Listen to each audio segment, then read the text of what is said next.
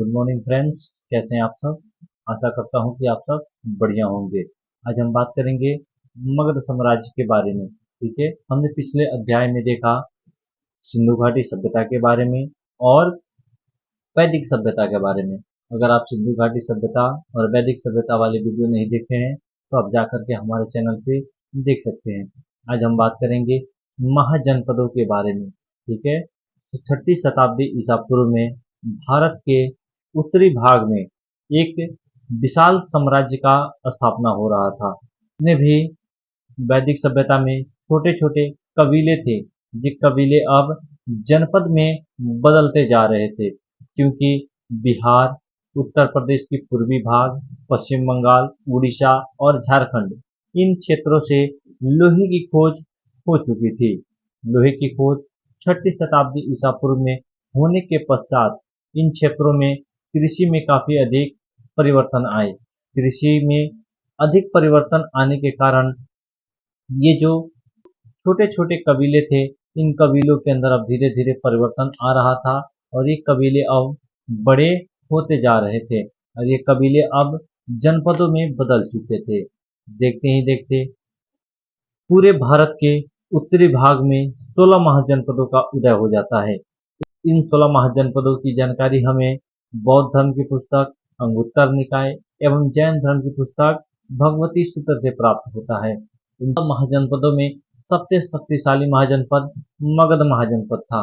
मगध महाजनपद का अगर बात करें तो ये भारत के बिहार प्रांत में इसका उदय हुआ था। मगध महाजनपद के कई सारे विशेषताएं थी। इसके उत्कर्ष को लेकर के इसके भौगोलिक स्थिति, सामाजिक स्थिति, सांस्कृतिक स्थिति, राजनीतिक स्थिति और आर्थिक स्थिति सहायता प्रदान करते हैं। इसके भौगोलिक विस्तार की बात की जाए तो मगध साम्राज्य के भौगोलिक विस्तार उत्तर में गंगा के मैदानी भाग से लेकर के दक्षिण में विंध्याचल की पर्वत तक, पूर्व में बात करें तो चंपा नदी से लेकर के पश्चिम में सोन नदी तक फैला हुआ विस्तृत क्षेत्र मगध साम्राज्य कहलाया। मगध साम्राज्य में अनेकों शासकों ने शासन किया था। मगध साम्राज्य पे पहले राजवंश की बात करें तो महाभारत से हमें इसी की जानकारी प्राप्त होती है। मगध साम्राज्य पे पहला राजवंश वृषभ राजवंश था, जिसकी स्थापना वृषभ द्वारा की जाती है। वृषभ वंश के सबसे प्रतापी शासक जरासंध होते हैं, जिनकी जानकारी हमें पुराणों से प्राप्त होती है। लेकिन हम ऐतिहासिक स्रोतों की बात करें तो मगध साम्राज्य के अंदर 7 राजवंशों ने शासन किया था। 7 राजवंशों ने शासन किया था। हर्यक वंश, शिशुनाग वंश, नंद वंश, मौर्य वंश, शुंग वंश, कर्ण वंश और सातवाहक वंश। इन 7 राजवंशों ने मगध साम्राज्य के अंदर शासन किया था। मगध साम्राज्य के अंदर शासन करने वाला पहला राजवंश हर्यक वंश था, जिसकी स्थापना 544 ईसा पूर्व में बिंबिसार के द्वारा की जाती है। बिंबिसार इस वंश के सबसे शक्तिशाली शासक होते हैं। वैवाहिक संबंधों के माध्यम से ये मगध साम्राज्य के विस्तार को फैलाते हैं।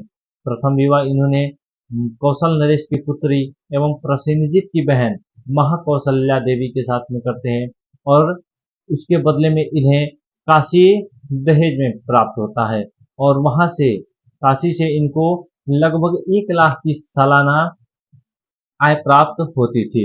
इसके बाद इन्होंने लिच्छवी की राजकुमारी चेलना के साथ में विवाह किया और जिससे इन्हें एक पुत्र प्राप्त हुआ, जो इस वंश का अगला उत्तराधिकारी बना, जिसका नाम था अजातशत्रु।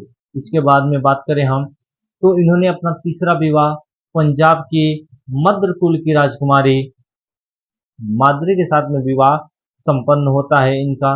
उसके बाद में इन्होंने अपने अवंती के राजकुमार प्रघोत के साथ में मित्रता कर लेते हैं।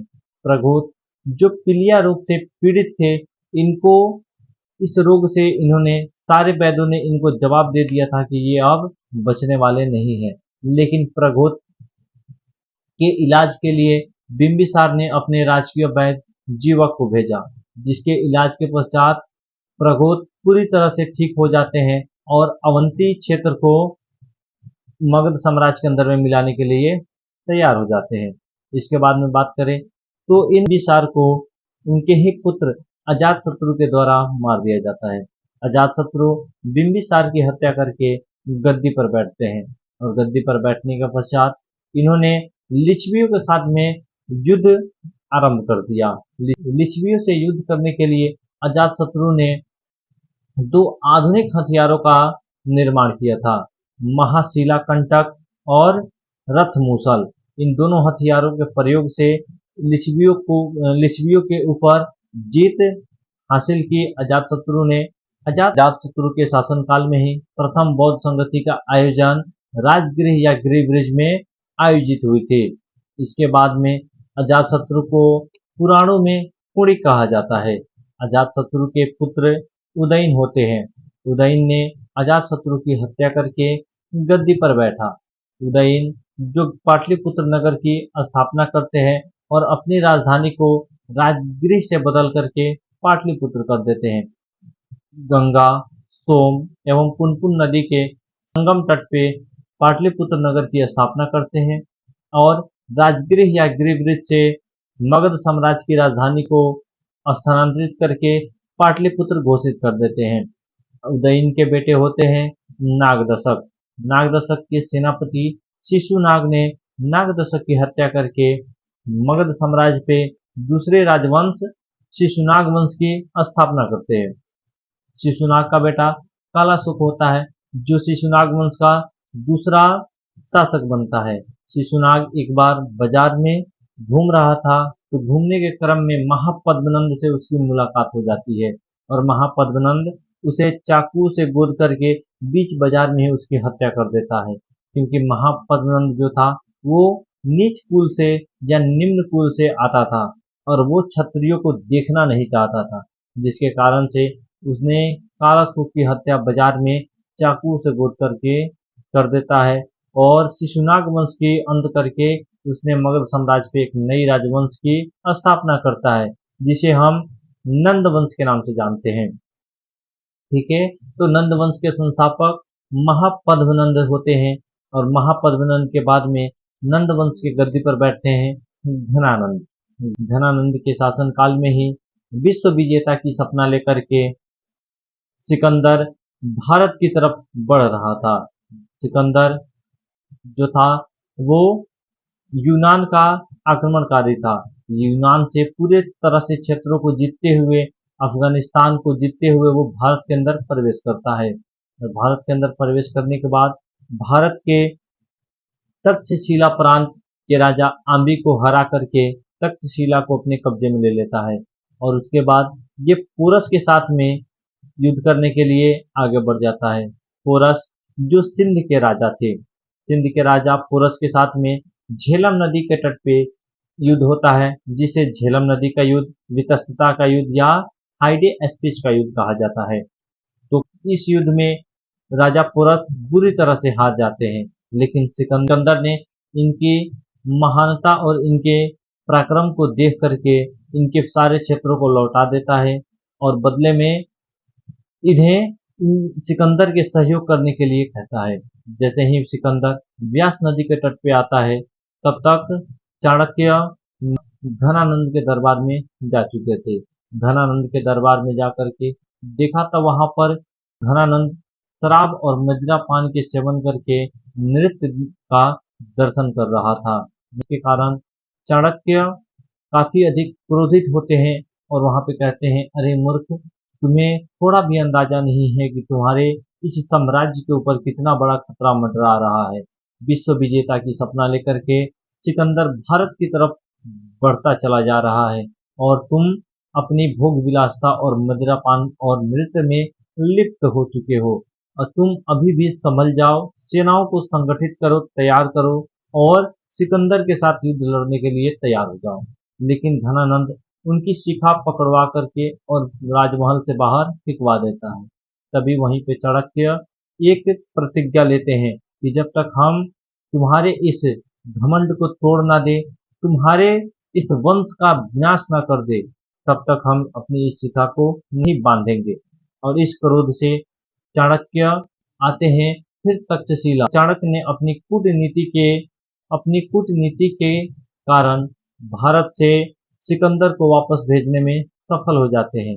सिकंदर 326 ईसा पूर्व भारत पर आक्रमण किया और 325 ईसा पूर्व भारत से वह वापस चला गया और भारत के ऊपर वो आक्रमण नहीं कर सका और सिंध, मुल्तान, तक्षशिला, अफगानिस्तान, काबुल इन क्षेत्रों को जीत करके अपने एक सेनापति सेल्यूकस निकेटर को सौंप करके सिकंदर वापस यूनान के तरफ बढ़ गया, जहां पर जा करके उसे बेबीलोन में उसकी मृत्यु हो जाती है। अचानक से उसके पेट में दर्द शुरू होता है मध्यरात्रि और सुबह में उसकी 323 ईसा पूर्व में मृत्यु हो जाती है सिकंदर की।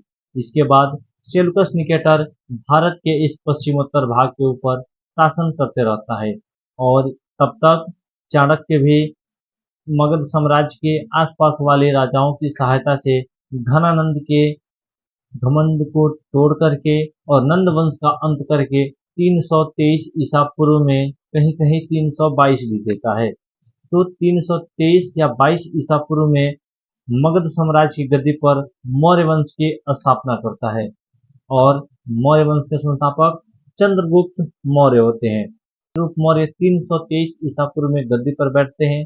गद्दी पर बैठने के पश्चात मगध साम्राज्य के विस्तार के में उन्होंने भी अपनी महत्वपूर्ण भूमिका निभाई। सेल्यूकस निकेटर और चंद्रगुप्त मौर्य के बीच में 304 ईसा पूर्व में युद्ध होता है और युद्ध में सेल्यूकस निकेटर बुरी तरह से हार जाता है। सेल्यूकस निकेटर को हराने के बाद उसकी बेटी कार्नेलिया या हेलेना के साथ में विवाह किया। विवाह समझौते हुए उसके बाद से अपने ससुर यानी कि सेल्यूकस निकेटर को उन्होंने 500 हाथी उपहार स्वरूप सौंपा और बदले में सेल्यूकस निकेटर ने चंद्रगुप्त मौर्य को पूरे अफगानिस्तान सौंप डाली। अगर बात किया जाए चंद्रगुप्त मौर्य की पहली पत्नी तो वो घनानंद की बेटी दुर्धरा थी। घनानंद की बेटी दुर्धरा से चंद्रगुप्त मौर्य ने विवाह किया।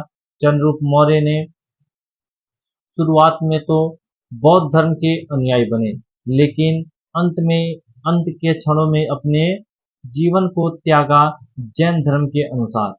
ठीक है, तो जैन धर्म के अनुसार श्रावण बेला में इन्होंने अपने प्राण को त्यागा था। ठीक है, तो ये था मगध साम्राज्य के ऊपर हर्यक वंश से लेकर के मौर्य वंश तक का शासनकाल।